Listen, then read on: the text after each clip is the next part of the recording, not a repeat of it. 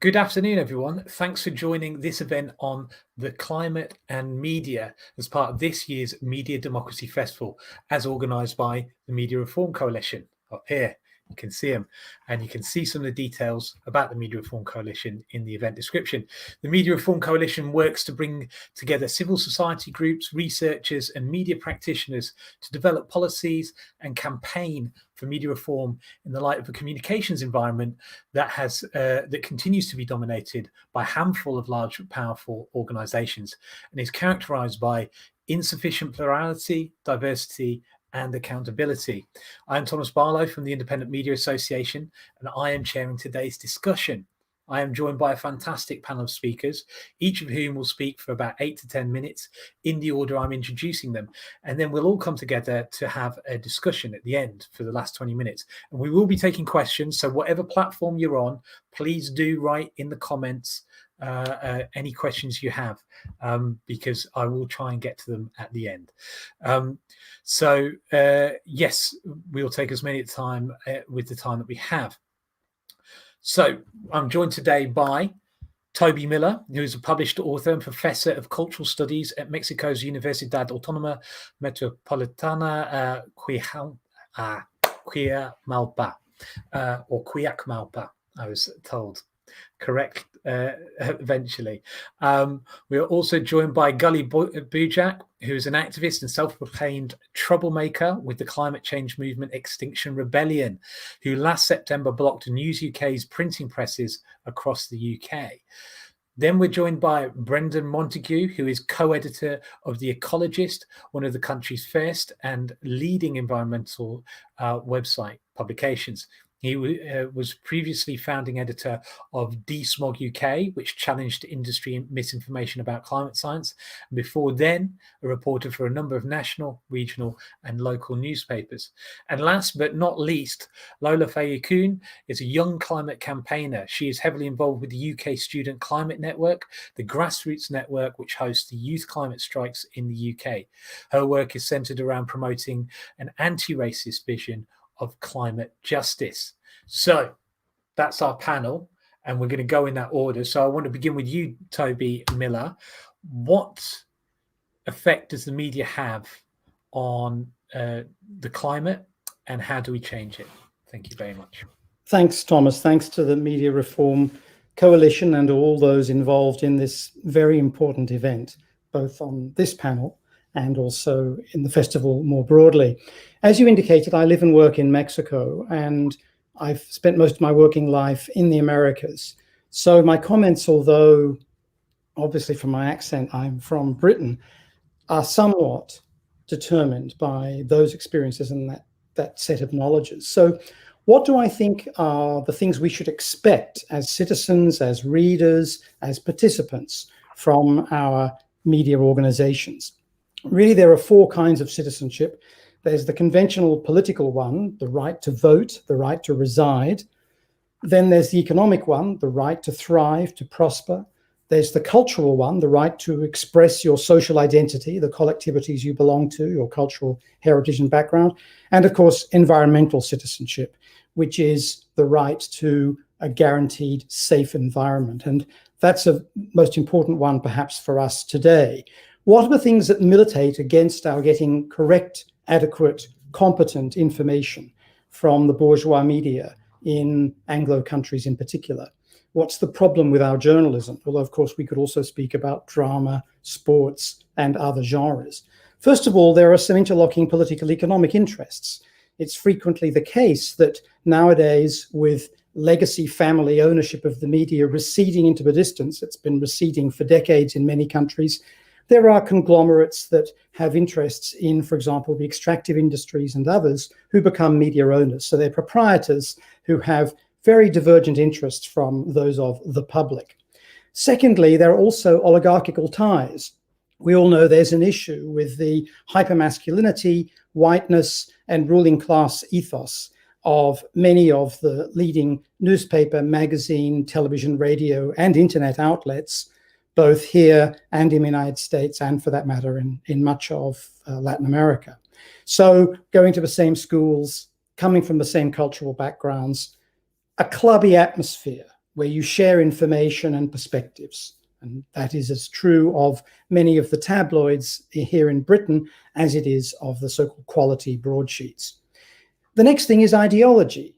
There is undoubtedly a pro-capitalist and pro-ethnic majority message that is subcutaneously, one might say, or cutaneously, one might say, hegemonic in much of media coverage of the environment. So questions of environmental racism, which actually were at the very forefront of the early environmental movements, and there are at least 200 years, for example, of African-American environmental thought, rarely foregrounded.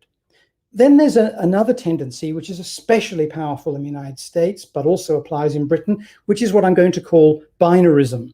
And it's something that journalists in the US, but not only there, learn from an early stage. Namely, there are two perspectives on everything. In a way, this comes from the binary nature of parliamentary or congressional politics in many of these societies, where, put roughly, you are supposedly have a party of Labour and supposedly a party of capital. In British terms, Labour Party versus Conservative Party. Of course, that's too crude nowadays. But homologous with that binary, that notion of an absolute opposition, comes the idea that there will be always two perspectives on virtually everything, whether it's immigration or T20 cricket or COVID-19 or anything else.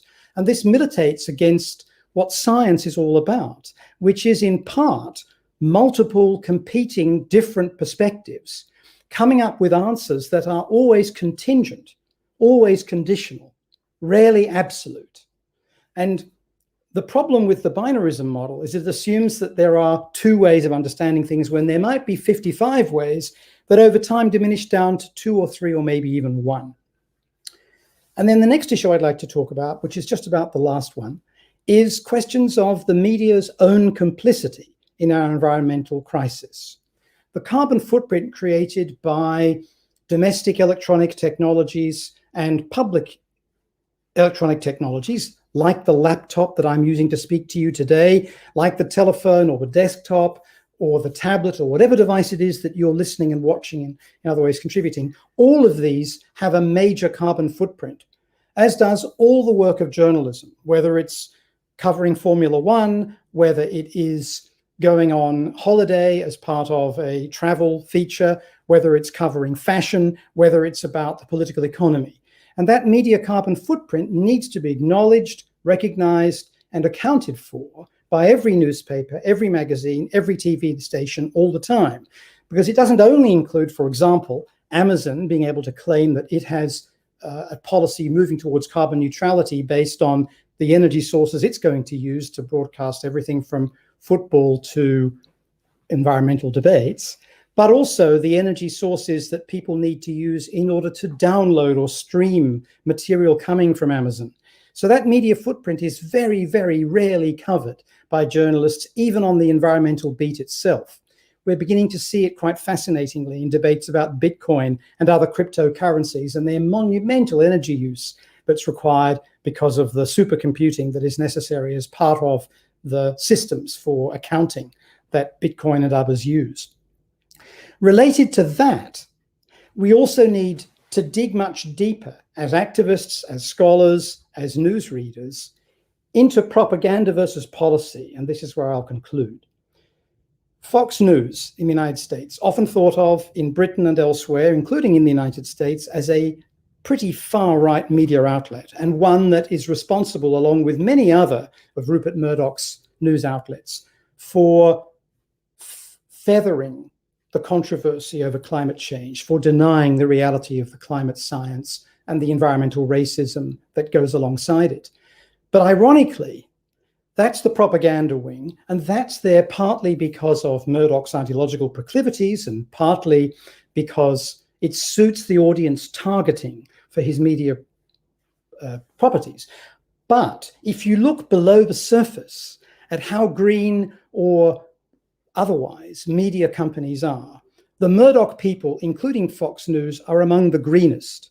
Murdoch's properties all over the world, from newspapers in Fiji to newspapers in the United States, along with television networks, have some of the greenest energy sources imaginable as part of a commitment that goes back over a decade to recognizing as a business the reality of climate change, the necessity to avoid regulation of their business, which they think will cost them money and alienate many other big potential advertisers in their business by becoming green, but they still peddle lies about climate science as part of their audience targeting.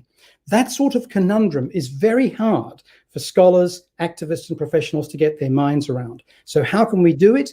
The way we can do it is by reforming how journalism school operates, reforming how news outlets function so that there is greater power to journalists, greater scientific knowledge as part of journalistic training, and greater participation by historically excluded minorities, women, and ethnic differences. It's represented within the demographic realities of countries, greater participation by those people as journalists, as editors, as proprietors, but also as editors on behalf of readers, as our representatives when it comes to Channel 4 or the Daily Mirror or whatever it might be. Thanks very much. Excellent. Thank you so much, Toby. That brings up, that's very concise. And I hope people come back to this in future, actually, because that sums up a lot of issues and solutions there. And we'll try and get into them in the Q&A. Please do ask questions. Next to join us is Gully Bujak from Extinction Rebellion, who have definitely caused a splash in many different ways, but certainly in relation to the media around that action last autumn, or last year around the press. What do you think, Gully? What can we do about the media? What needs to be done about the media in relation to the climate crisis? Well, thank you, Thomas, and thanks, Toby. That was great. It's really good to be here, and I'm really happy to be sharing this space with people from such a broad spectrum of fields and experiences. In Extinction Rebellion, we very much see ourselves as one part of a wider ecology of change, which includes the inspiring and often humbling work of the student strikers through to the role of academia and journalism. As we all know, the problems which has brought us to this crisis are myriad and intersecting, and so too must our responses be. I want to start by acknowledging that this time last week, 2 friends of mine and fellow activists were released from prison after being given a custodial sentence for contempt of court. These 2 women, Sally and Tracy, disrupted their hearing, read statements to the judge to say they were not going to cooperate, could no longer afford to cooperate with a system that is complicit in the deaths of people around the world and the betrayal of future generations. In doing so, they forced a conversation which would never be permitted under normal circumstances about the reality of the crisis, things the court usually refuses to hear or discuss. We're told there's no place for science in the courtroom, and judging by our arrest, there's no place for science in Parliament Square or outside Downing Street. And as we all know, there's no place for science in the media. So as activists and those concerned about the world, we can begin to understand our role as creating that space. We are shooting past 1.5 degrees. Scientists suggest catastrophic tipping points are already being reached. And last June, our government's own climate change committee said we should start to prepare for 4 degrees of warming. To put that in context, Professor Johan Rockström, director of the Potsdam Institute, says that at 4 degrees, it's difficult to see how we could accommodate 1 billion people or even half of that. There are currently 7.9 billion people alive. Now, I don't bring the facts of climate science into this because I think the people watching don't know about the crisis. Of course you do. Though, if you are a journalist, I urge you to reflect on how urgently, how persistently you're responding to this emergency, and if you're a consumer, to consider which outlets you're supporting. But I'm bringing the facts here because we are being failed on a massive scale by the institutions who should be saying it. So it's down to us to make the space. Crimes against humanity are being committed by our leaders right now, and crimes of omission and of complicity are being committed by the media every day. Media failures is a very soft term for what is going on here. So we are left with no other choice, like my 2 friends in the courtroom, to force the conversation where it doesn't want to be had. And that's what we did in September last year. when we sat with our arms in metal tubes for 13 hours outside Rupert Murdoch's printing presses across the UK, we were forcing a conversation that we cannot afford to ignore. The media painted that action as an attack on the freedom of the press, but our point, of course, as anyone attending this festival will know, is that our press is not free, far from it. And because of that, the truth is not free. The media is what social movement theory calls a pillar of power, and there's quite a neat way to demonstrate what that means in this context. It was our press blockade which led to Priti Patel declaring her intention to reclassify us as extremists, and more recently, the action was named as part of the anti-democratic draconian police powers bill that is designed, among other things, to intimidate activists and make caring a crime. And on the day of the action itself, Boris Johnson and Patel were both really quick to tweet their manufactured moral outrage defending the so-called freedom of the press. Patel called our actions an attack on our free press, society, and democracy. And former Telegraph columnist Boris Johnson quite rightly said that a free press is vital in holding the government and other powerful institutions to account, and that it is completely unacceptable to seek to limit the public's access to news. I couldn't agree more. That's how we know we've touched a nerve. That's how we can begin to see the real power of the media. When we disrupted the Times, the Telegraph, the Daily Mail, the Sun for just one day, it scared this government. They weren't laughing at us anymore because the media upholds the status quo that keeps the establishment in power and keeps minority groups, the working classes, basically everybody else, divided and misinformed and thus weak.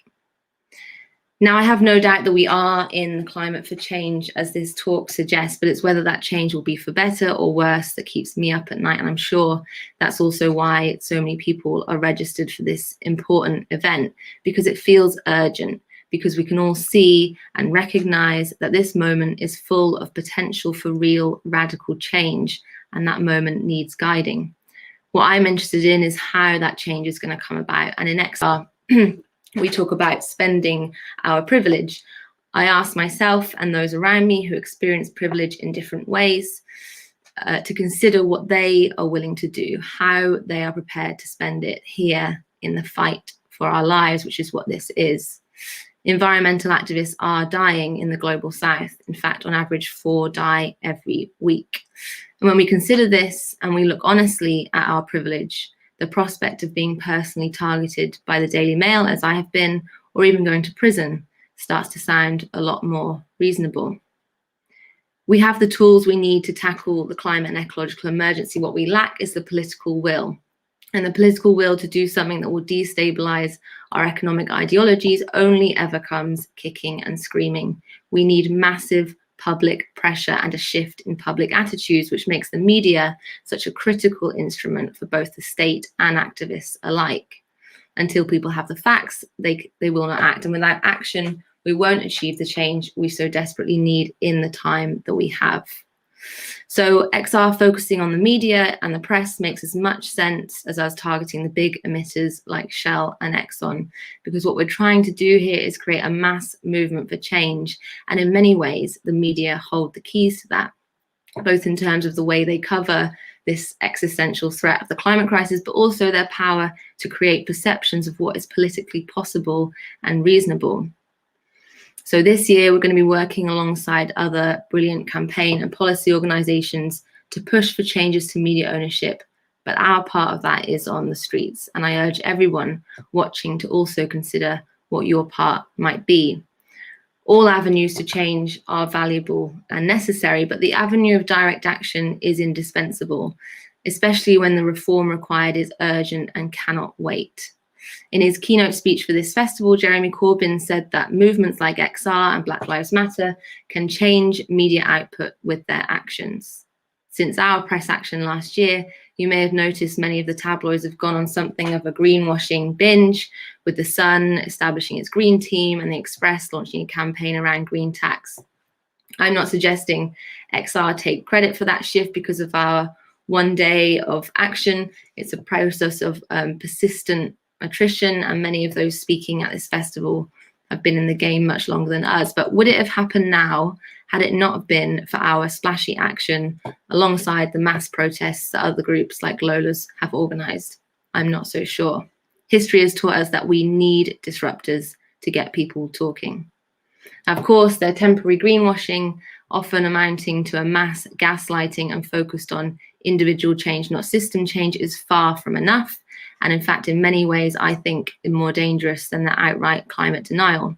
But we can see with this example that civil disobedience has the ability to catapult a conversation forward suddenly. And when done with enough numbers, it can force society to progress much faster than it otherwise would. And the key thing there is numbers. When we talk about the billionaire press owners and international media corporations, we're talking about some of the wealthiest, most powerful individuals in the world.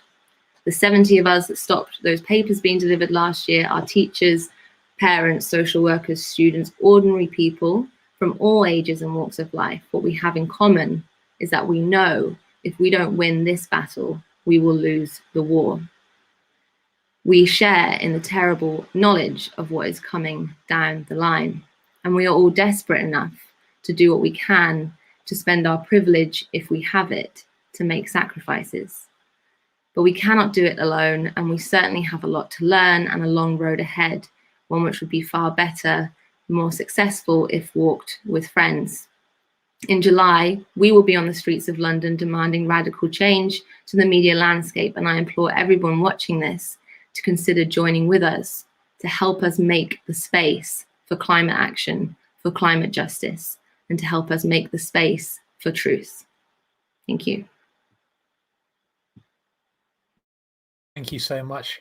Oh, that was brilliant. Thank you so much, Gully. That was really, really appetite and again, concise and well thought through. Thank you for that. So we're now going to be joined by Brendan Montague from The Ecologist, who's going to take the same question but from a different angle as someone who has been an editor, albeit of independent media. What do you think are the challenges we face and how can we overcome them? I will get there. And thanks for the question, and thanks for the invitation, and thanks to the audience for their attention. There's a growing understanding and acceptance that climate breakdown is the single most important issue of our time. It's something that, if it hasn't already, it certainly will affect every human being on this planet. It's also completely inseparable from the other crises that we're facing on a global and historic scale.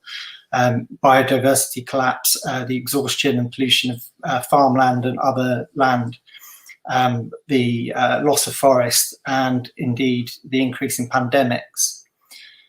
The evidence is that climate breakdown is real, that it's having significant negative impacts, and it's an outcome of human decisions and behaviours is completely overwhelming, both intellectually and emotionally.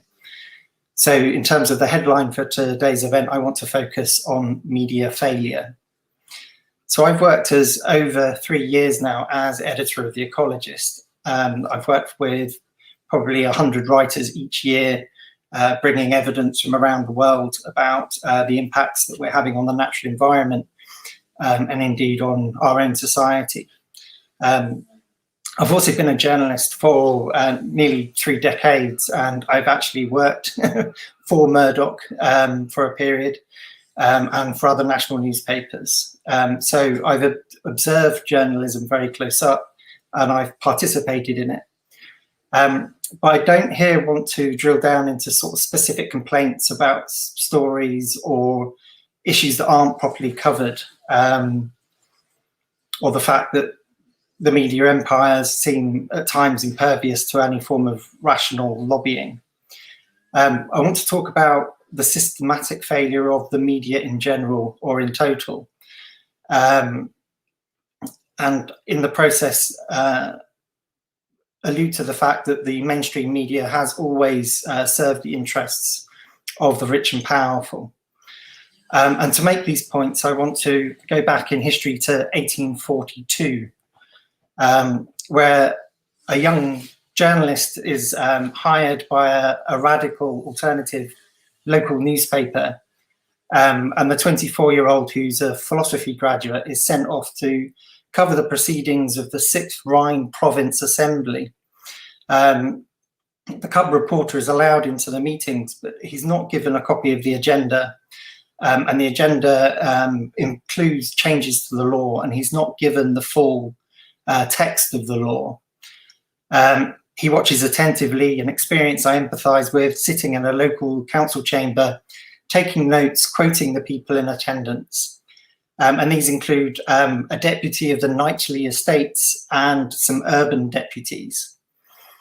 The discussion in the chamber talks about the freedom of the press within that society, which is limited. And then it moves over to an apparently unrelated matter, which is the law on the theft of wood. So what's taking place is that the landowners want to change the law. They want to change taking dry dead wood, which has fallen onto the floor of the forest, from an act of pilfering to an act of theft. And this is very significant because theft is punishable by a period in prison, and the landlords want to change that so that when you are in prison, you are fed bread and water and no other food. Somewhat alarmingly, they're worried that people will commit crime deliberately to get sent to prison. So prison has to be so onerous that starving people will not want to make that decision. So the people who are pilfering the wood or collecting free fallen wood onto on the forest floor are using it as fuel. They're using it to survive.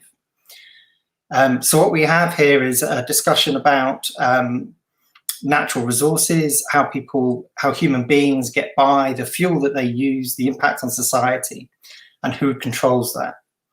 And our journalist sitting in the chamber uses his philosophical training to talk about rights and law, how laws are constructed, whether laws are rational.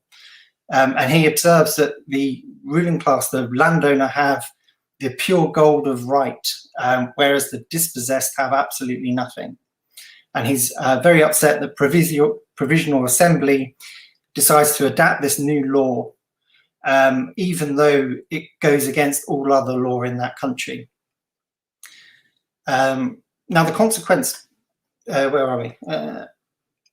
So we can see the relevance of these issues today. There's still an ongoing debate about the fuel that we use as a society, who controls it, who manages it, who has access to it, and the impact that using that fuel has on the rest of the natural environment.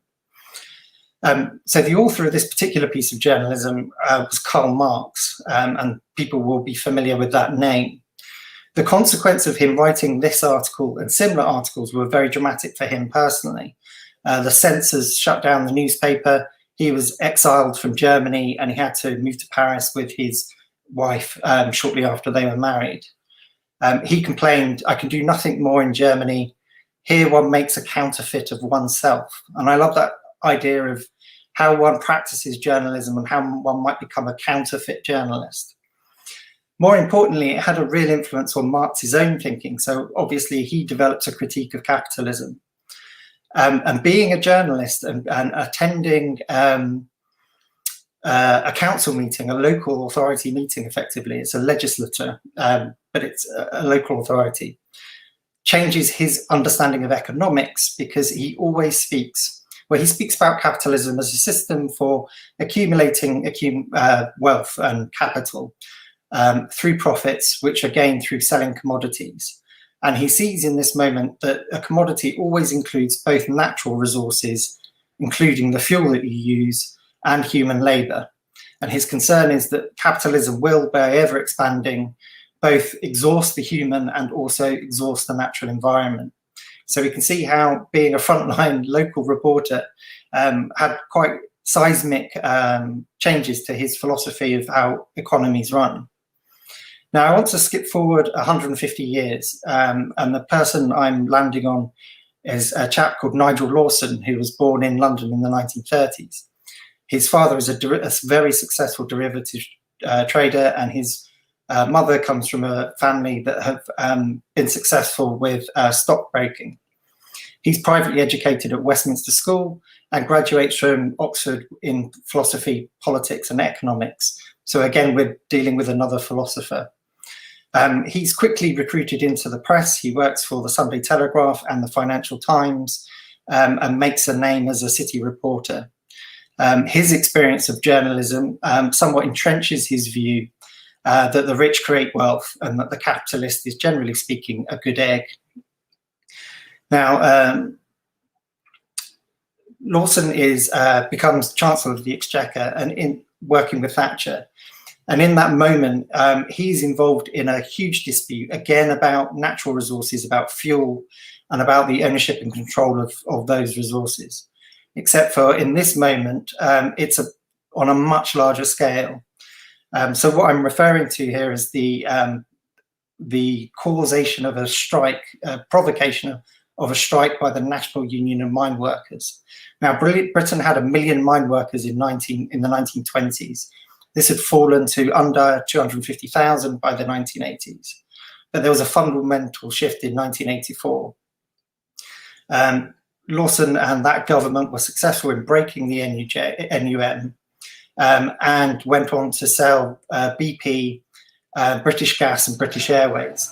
So what we see in this moment in history is the loss of democratic control of our fossil fuel industry for the entire nation. And what happened in that moment is that press decided to support this transfer of power and this transfer of control. The BBC indulged in what we now call fake news by running footage of police officers attacking miners backwards, so it appeared that the miners were the aggressors. And the media indulged in a massive attack on the leader of the National Union of Mine Workers, including sending in the state sent in secret agents that then leaked fake information to the press. And the reward for the media ownership was colossal. Thatcher agreed to sell the Sunday Times could be bought by Rupert Murdoch, creating a complex monopoly. She completely sidestepped the law on stopping monopoly within the media and defending what capitalists are meant to like, which is competition. At the same time, the journalists themselves suffered a similar fate to the mine workers who they ridiculed and slandered, in that Murdoch bought the Wapping Centre, where he built a printing press and shut out the 5,000 printers or so and any radical journalists that were on his staff. Now, unlike for Marx, the reward for Lord Lawson was immediate and beneficial. He has been elevated to the House of Lords, and he has become Britain's climate denier in chief. I think he's retired from that position now. And what happened with Murdoch was not so much that he just took control of the British press, but he absolutely destroyed it. And the race to the bottom, starting with a price cut from the Times, has decimated the industry. So we no longer have reporters in parish council meetings, which I have done, local authority meetings, courts. We don't really have reporters in parliamentary committee meetings. Have I ran like way over time? You were getting at that point. Yeah, we're getting to that point. Okay. Well, I have so much detail. I understand. I have got to today, and I wanted to say that Gully from XR has told the third part of this story by speaking about XR. So I will make some very brief points. The first one is we obviously need to be very cautious about this concept that we can lobby or rationalize or have a discussion with the billionaire press, the 5 or so people who own the media. The other thing is the absolute concentration of power. So even trying to deal with journalists or editors or broadcast commissioners is complicated by the fact that you have no power in the media. It's entirely concentrated in the hands of the, I was going to say perpetrators, but I meant proprietors. And the final point I will make is that we are and we need to create an alternative media, and that process is happening. But curiously, while the capitalists, the champions of competition and individuality, have brought their power into a single unit, the left is completely sort of shattered into 1,000 splinters. And we need to do a lot more to coordinate and to collaborate and use our principles in order to work more effectively. And that does mean my sort of practical points is, please do find the alternative media, please do donate, because the billionaires aren't going to pay for a critique of themselves. And please do encourage those media to work more closely together and share their platforms and cross-fertilize. Because we can speak truth to power, but it will take real power, real collaborative power to hold power to account. Brilliant. And that I'm about to introduce Lola, but it does give me an opportunity to shout out the IMA, the Independent Media Association, of which I'm a part of, which is a collection of 50 independent media organizations. It's only just founded, but it is the beginning steps towards that very process of collaborating and working together. And also the Media Reform Coalition, which is bringing together campaigning organizations around the media. So please do support the Media Reform Coalition. The donation link is in the description.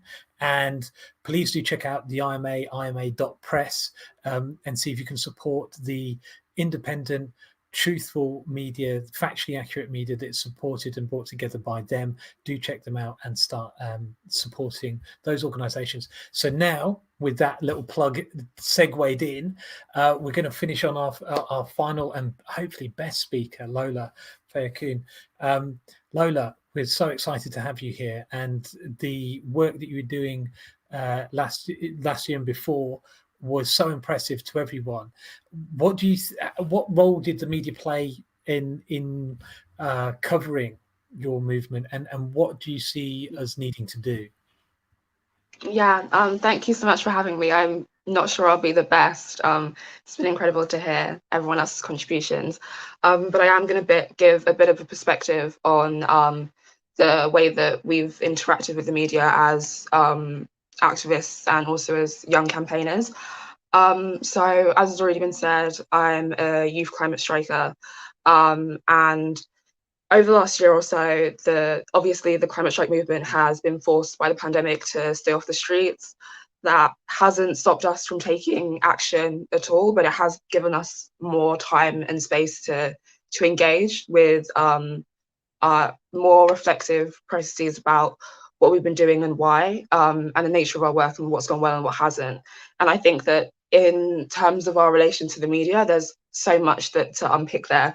And there's a lot of questions and I don't really have a lot of answers, but I want to kind of go through some of the things that feel immediately apparent to me in terms of my experiences and the experiences of a lot of other young campaigners who've been working on climate over the last couple of years. So I'm going to go back to the beginning of my kind of journey in climate in particular, which was when I started, when I went to my first climate strike. And our engagement with media was with social media. So it was really interesting when we had our first kind of large scale protest, and because it was organized through using social media channels and like new forms of media, there was really, it kind of completely went under the radar for the police and government and all the security services. And so that was like the least heavily policed protest that we had, because it just totally wasn't expected. And, you know, obviously straight away we started to get a lot of media attention, and we were quite lucky in that respect. But something I want to dive into is how that's something of a double-edged sword. As young people, you know, we were the subject of a lot of sympathy and empathy. We were kind of seen as having a lot of moral power. And one of the key figures in the school strike movement was obviously Greta Thunberg. Obviously, as a movement, we owe so much to her in terms of school strikers. I find it hard to say whether I would be a climate activist if not for her.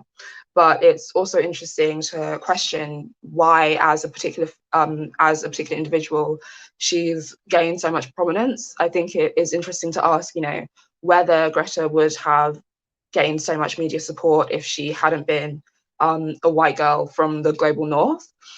But obviously, while she did gain a lot of support, it wasn't all sunshine and rainbows. She faced a lot of criticism on because she was too young, she was naive, she was being influenced by her parents, she didn't know what she was saying, and also on account of her neurodiversity, which was often criticized, and she was accused of just communicating in a way which wasn't palatable to a lot of middle-aged white right-wing op-ed writers. So there were two sides in terms of the debate. But I think the fact that we're having this conversation at all about an individual person, when what this really is a movement, I think also links back to the media's predisposition to fall back on particular individuals and figureheads, and to identify leaders who can be the face of a movement. And I think that while we can't always control the way that we are, the way that we're presented and the way that we're perceived, I think that as activists, if we buy into this framework too much, it can really hurt our work. And as we're starting to see, as I already mentioned, social media and all these different outlets and the rise of kind of influencer activism and all these different types of new forms of engagement, I think it's really important that we take we young activists kind of take a step back and really critique this framework and this mode of engagement, which kind of sees movements as having particular individuals who have to be at the top and have to do all the press, and who kind of are might be gaining more than they're giving to the movement. So obviously, when it comes to the media and our engagement with the media, we've all seen the generic spin that I alluded to earlier, that we're young, we're naive, we're being forced into the streets by our teachers, all this kind of thing. And there was the other side, which was better, but also kind of difficult. And I think that this links to something that was said in one of the earlier contributions about these binaries. And the binary that we found ourselves falling into as a movement was either that we were, naive sheep, or that we were sweet, inoffensive children who, were just asking to defend our futures, and we hadn't done anything wrong, and we weren't asking for that much. We were just asking for a livable planet, essentially. And while that is closer to the truth, it's a way of making us more palatable, essentially, and in doing so, diluting what it was that we were actually calling for. We found ourselves, as I said, we kind of blew up more than we ever expected to, in 2019 when the climate strikes started in the UK. But and that meant that we were gaining so much more media attention than we ever could have anticipated. And the media loves us because we're young people, we're just asking for nice things, we want a better planet, all of this.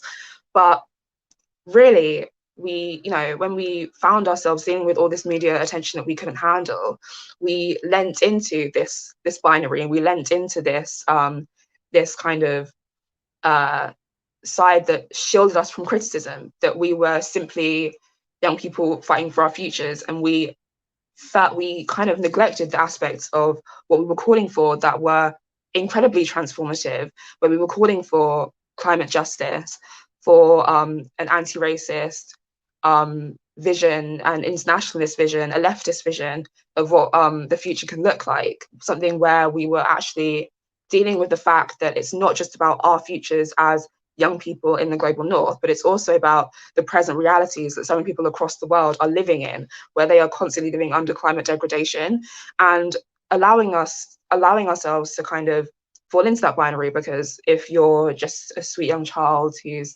just not really asking for that much, then how can anyone criticize you? And it's very easy to play into that. It has a lot of moral power, but really what we were asking for is a total overhaul of society in every single way, and that's still what we're asking for.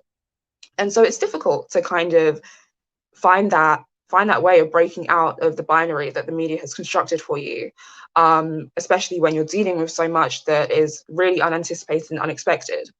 And so several years later, from the media flurry around the youth climate strikes in 2019, there's a lot more space for us to kind of engage in this deliberation and more conscious engagement with the media and what that looks like. you know, sharing media with other groups instead of hoarding it. You know, if we're going to talk about something that is more relevant to an activist in another country, then linking up with them and, you know, sharing the platform that we have and doing that. And that's something which is obviously really relevant this week with Reclaim the Streets and this whole kind of movement. It's something which is really applicable to movements beyond us, is what kinds of activists does the media find palatable? What kinds of modes of engagement, what kind of binaries does the media want to create around the work that we're doing? And what can we do to try to break out of that and do what we can? And to understand that the media does have a lot of power and we need to utilize that power, but it can't be at the expense of our principles. And sometimes, you know, when we're not expecting media, or we feel like, you know, this one opportunity is all we're going to get, and we kind of ignore the alternative forms of media that we're building and the new types of ways that we can engage in people through so many other means than just, you know, the existing right-wing press. We kind of forget that at the end of the day, it comes down to engaging in a really conscious way and to using the media that we do gain to actually further our cause rather than to dilute it and water it down and actually this more misunderstanding of what it is that we're really trying to achieve in society. So that's kind of where my experience in the climate movement leads me, and that's some of the questions that it raises for me. Hopefully people have found something that we can discuss in there. So yeah, so many things, man. Like that's brilliant. That's so brilliant. I want to bring everyone back in right now, but I do have like questions for you out of that, like so many. And I mean, it's fascinating to hear. And I think actually I'd like to start off by asking Lola a follow-up question, and then Gully's. There's plenty of questions around, but when working in this space, for myself in independent media and with the Media Reform Coalition in campaigning around trying to change the media, we often spend a lot of time in facts and figures and being aware of our own work and stuff, but we recognize that like that hasn't necessarily translated to the general population. When you're working and within these organizations, you're trying to change things, are you aware, is the movement aware, like, or does it openly talk about like the concentration of ownership of the media, like, you know, that 3 billionaires pretty much run the whole thing and the government runs the BBC and there's a couple of tech billionaires and that's it, that's the crew, what they say goes? Or is it like you're trying to engage with what's there and just trying to get them to you know, not put you in that binary, but actually talk about you in the way that you want? Which sort of approaches have you found that you guys engage with? I think it differs in terms of different movement spaces. So like for me, I kind of started off before I engaged in before I started in the climate strikes, I was kind of just focused on like labor stuff, and the latter kind of way of speaking was the more prominent one, was that, you know, we are kind of something more foundational needs to happen here. And then as I kind of moved into the young climate space, where, as I said, like a lot of that framework had been bought into, like, and we had found ourselves like trapped in this space between like the corporate sphere and the NGOs and the media and all these different types of organizations. Like, I think that it took a lot longer for us to kind of, and we were getting all this attention and we kind of saw it as so much of a gift, you know, like something we really needed to, we were just felt so lucky and like privileged to have these opportunities. And it took a long time for us to realize, I think, to kind of snap out of that and realize that foundationally, like the media, we are trying to transform something and the media isn't. Like they don't want they are owned by a very small concentration of the population and they aren't trying to achieve the same aims that we are. So, you know, it kind of, I've seen different perspectives in terms of different youth movements. And I think it's kind of interesting in the climate movement, how there's that kind of criticism in terms of the youth climate strikes has only been more recent, I feel, if that makes sense. Yeah, absolutely. I think that's often been the history with the climate movement generally, has been that like attempt to get the correct coverage. And on that point, we've got a question, Gully, from someone in the audience that says, Gully, how can we change the public's perception of Extinction Rebellion? And I would add to that, do we even need to, that because it's shaped so much by the establishment media? Yeah, thank you. That's a good question, and definitely a good addition, Thomas, because I would say, well, there's two answers to it, but one answer is no, we don't need to. I think XR represents different things to different people. And one way of getting people to see us differently, which I assume means more positively, is by continuing to tell the wider story of the issues facing us, like targeting the press, talking of threats to our democracy, to our communities, that the billionaire press pose. We'll bring in people who are concerned about different things. Again, the climate crisis doesn't exist in a vacuum. We have to confront racial inequality, wealth inequality, the patriarchy at the same time. We know this. But yeah, as you mentioned, the other answer is we don't need to change the public perception of us, because we're not here to make friends. We're here to make a noise, to force people to acknowledge uncomfortable truths, to agitate, to pressure those in power to make change. And that's often not a popular position, but it works. I don't think the suffragettes were particularly popular at the time either. Whether people liked us in April 2019 or not, the polls still showed that after our occupation of central London, public awareness and concern about the climate soared, and indeed the government did end up sitting down to negotiate with us, and Parliament declared a climate emergency shortly thereafter. So yes, we do want to bring people with us. We certainly don't want to alienate people. It's not fun being unpopular, but it's not the reason we exist. And we know from experience that the right-wing press especially, but all types of media, will do what they want with our message. They'll do what they want with our faces. They will twist things however it suits them for clicks and selling papers. What we have to do is be present and be unignorable. Mm-hmm. Indeed. Toby, I've got a couple of questions here that I'm going to tie together for you from the audience, and maybe you can build also on what's already been discussed before, which is, does climate change not get covered because it's too scary and depressing and not like splashy enough, except when there's an action like XR? And additional to that, and this is another question that came in, does the media need to focus more on the problems of climate change or the solutions too, or should it be a mixture, I guess? Okay, great, thanks. And thanks to Gully, to Brendan and to Lola for their wonderful presentations. I feel as my head was bursting with Karl Marx being in a municipal politics meeting through to activists of today. So in terms of the scary versus splashy question, I think this goes back 50 years. I'm probably the only person here who can remember back 50 years, as it were, when there was a major set of environmental movements and also press interest in pollution. And pollution in those days was thought of as quite spectacular. You know, it was a thing you could grasp, you could see. It was riverways that were turning green. It was environmental racism in terms of where garbage dumps were situated and how that related to minority citizens and residents.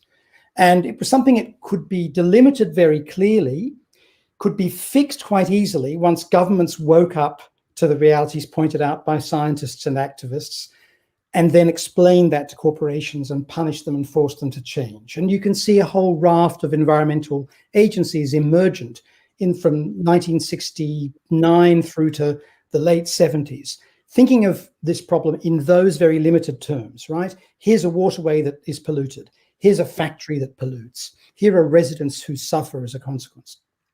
When that changed necessarily into something more conceptual, the environment, and something slower moving and less visible, climate change, this became both more threatening for the state and for capitalism, and in a way more difficult for the bourgeois media to cover.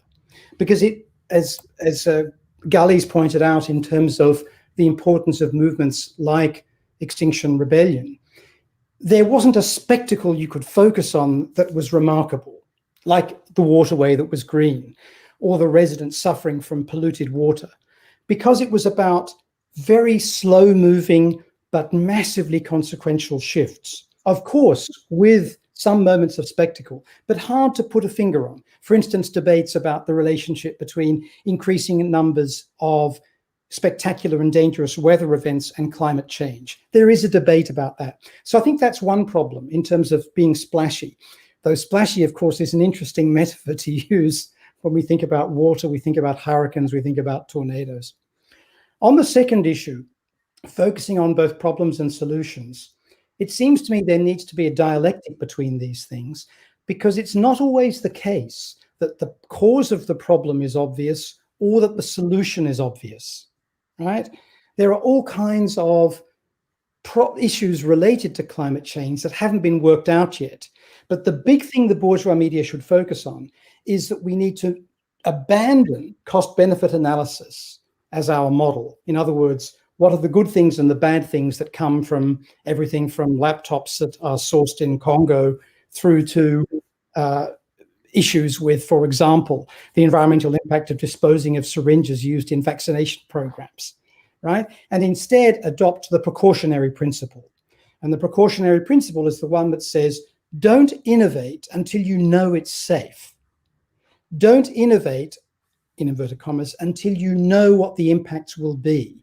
And that is one of the things a lot of us have learned as we've embarked upon the last year's efforts with clinical trials of vaccines, and the amount of knowledge about clinical trials and about epidemiology that's been generated in members of the public who might not otherwise have been all that interested or focused.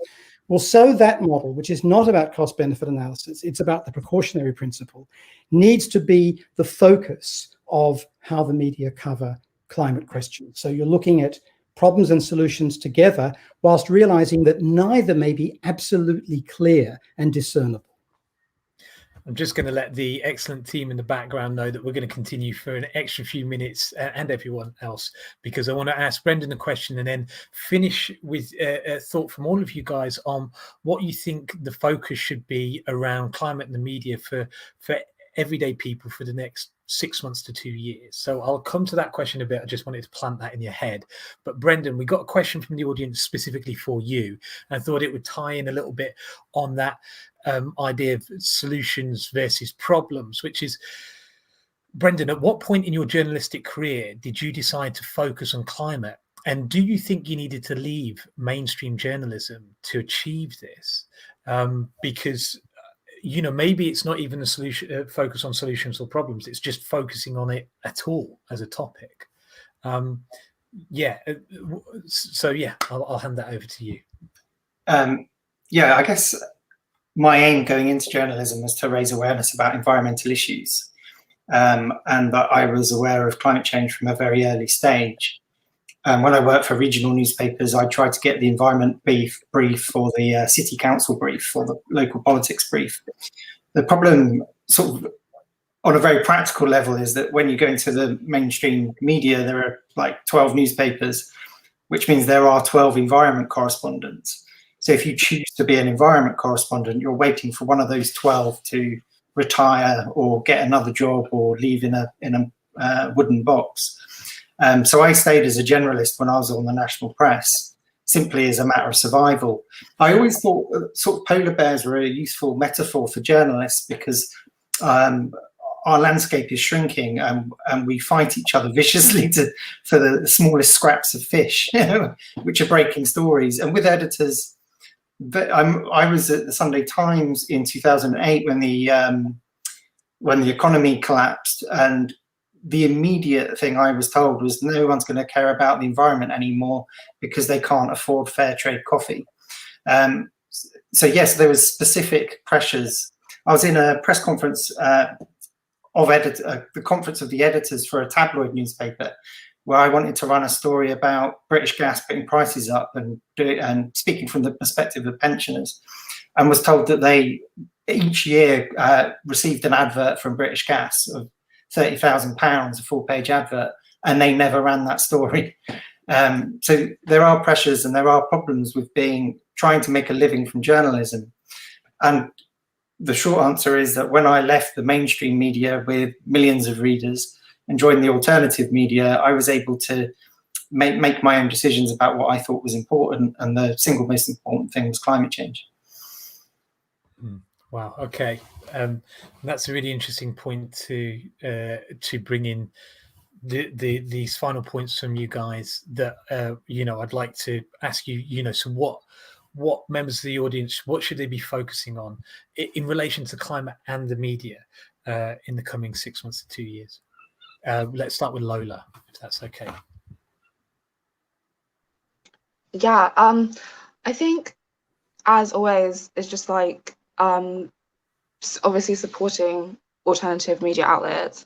I think this year, with COP26, there is so much energy like being brought to the UK around climate, and so it's about making sure that we have as many resources as possible to get out a really international, particularly international perspective, and really highlighting a lot of the things that are often lost in these discussions about like loss and damage and like climate finance and all these different topics. I think really things that we want to have the capacity to kind of promote our message on, and in a really internationalist way, which is highlighting global South voices. So yeah, I think that's what I'd say. Brilliant summation. Thank you so much. And we could easily talk for a lot longer than we've got, but Gully, what would you suggest to the audience? And it's a chance to big up certainly what XR are doing. Thank you. I guess that, yeah, the main thing that I would say is to the audience that this is urgent, that it's happening now, it's important now, and it cannot be separated from concerns about our democracy, about our society. So don't think that this is somebody else's job to deal with. Don't think that it doesn't concern you. And with that in mind, of course, I'm sure people will say or already know, support independent media, but who also, by the way, don't have a perfect track record on covering the climate crisis themselves. But beyond that responsibility of being a consumer, I urge, at the risk of being a broken record, I urge people to be active agents of change. The press and the media won't change on its own. We have to fight for it, and everybody has a role to play in that. And given that this is urgent, that it does affect everything, consider the extent that you can play. What is your role going to be? And thanks, Thomas, for that prompt. Check out what we're going to do in July in London concerning media ownership. Absolutely, I'm excited, looking forward to it. Toby, what thoughts can you leave us with? Two quick things, and one in particular is conditioned by living in Latin America. The first relates to that and to a point that was made earlier about the number of what are called social leaders in Latin America, environmental activists, many of whom in Colombia and Brazil are Afro-Colombian or Afro-Brazilian, many of whom in Colombia, Brazil, and Mexico are indigenous people. And more of them have been killed in the last 2 years than the entire number of British military fatalities in its imperialistic adventures in Afghanistan and Iraq over the last 2 decades. Who are they being killed by? They've been killed by right-wing paramilitary and police forces who are working for shady, shadowy mining corporations, allegedly illegal, allegedly unconnected to the major extractive capitalists in the global north. I say allegedly. This needs to be investigated. There needs to be serious harassment of those concerned by those of you living in the global north, in whose name or in whose wealth, not necessarily individually, this is done. The second issue is about zoonotics. So of the roughly 1,500 pathogens that affect adversely human beings, at least 85% derive from human-animal interaction. And a lot of that interaction, that leaping of viruses from our other animals to ourselves, derives from fashion and meat capitalism. Fashion and meat capitalism and the industrialized slaughter and mistreatment of our fellow animals is a core component of what produced the current syndemic. It's a core component of what is to come. And of course, it's a core component as well of our climate crisis. So please pay attention to zoonotics and pay attention to social leaders, particularly in the 3 countries I mentioned, and their mistreatment and slaughter by activists of the far right on behalf of these shadowy corporations. Thanks again. Yeah, absolutely. And I know the keynote speaker, Jeremy Corbyn, would agree very much with that and is paying close attention to the peace process in Colombia. And also Declassified UK, who are an independent media association partner, who were on a previous panel, have done, are actually in a fight with the Foreign Office because they revealed that the Foreign Office and the British government supported the coup government in Bolivia, possibly or probably because of mining concerns there. And who suffers? It's, as you say, it's Afro-Latin Americans and it's indigenous people. And that mining for lithium, for batteries, is what goes in our phones. So it's all tied together. Brendan, let me give you the place to sum up for the panel. It's quite a big responsibility. I was just going to say that The Ecologist has just recently published a book called Fight the Fire, Green New Deals and Global Climate Jobs, and to encourage people to join a union, be a participant in their union, and speak to other union members. And in very general terms, highfalutin experts in communications, much more knowledgeable than I am, would always advise that you meet people where they are. And so you open a discussion with those people around you about what are their needs and how are their needs not being met. And then it's simple to reach to some document or policy paper that both addresses the climate issue and also meets those needs. And that's why The Ecologist is supporting the call for climate jobs, because obviously we're going into a period where people will have a visceral and immediate need for work. And there's a lot of work that needs to be done rewiring our global economy. Brilliant. And that's the place really to put the focus, which is on our global economy and all those voices from around the world. I'm going to abuse my position as chair to suggest one other thing as well. I've abused it enough already. I apologize. I wasn't supposed to be doing this. But let me just say this, that within the UK, studies have shown around about a third of freelance journalists are on benefits. And that was prior to the pandemic. That the majority of trained journalists in the UK, young trained journalists especially, now work in public relations. They don't get jobs in journalism. The independent media wishes to rise to that challenge, but doesn't have the funding because it is financially independent of corporate advertisers and so on, and billionaires who own it. And so I want to leave you with this thought, that we tend to think of our news and media as free to us to consume. And we have done since Internet 2.0, since Facebook and Twitter came alive. But actually, someone is always paying for it. And if it's not us, it's them. And they don't have our interests at heart. So what we need to do is, as a society, recognize that media, that journalism is a social good. It is value, the same way as education and healthcare. And that actually, we're going to have to fund it until we can create new systems to rewire this whole global economy and change the way that media is funded. That's what I'd like to leave you with, that thought. And in doing so, support the Media Reform Coalition. Check the link in the description and check out ima.press if you can. And here's the official ending. A huge thanks to all our panelists, and I actually mean that, and to you for joining us, and I mean that too, and for being part of this really important conversation.